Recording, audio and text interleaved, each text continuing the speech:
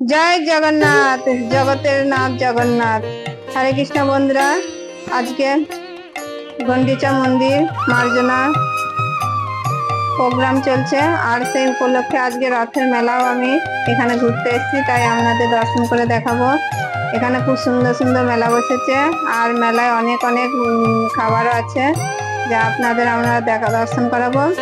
হরে কৃষ্ণ বন্ধুরা, গন্ডিচা মন্দির রথের আগের দিন হয়ে থাকে, কারণ গন্ডিচা মন্দিরে মহাপ্রভু স্বয়ং এটা নিজের হাতে শুরু করেছিলেন।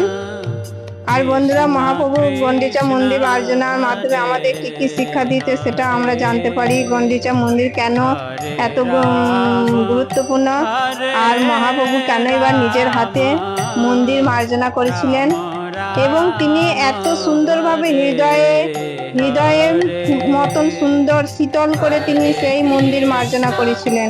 আর সেই সুন্দর মন্দিরে স্বয়ং জগন্নাথকে তিনি বসায়।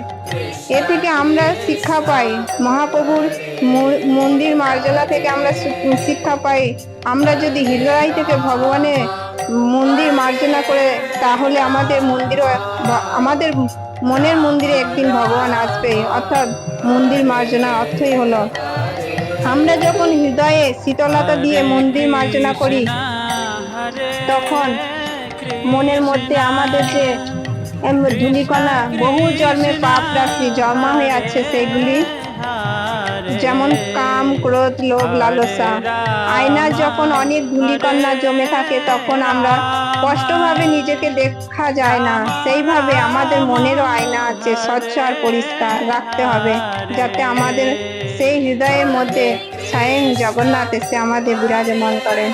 হরে কৃষ্ণ। আপনারা দেখুন কত সুন্দর রথের মেলা বসেছে, আর কালকে জগন্নাথ রথে চেপে আসবেন, সকলকে দর্শন দেবেন স্বয়ং জগন্নাথ, জগতের নাথ। জয় জগন্নাথ।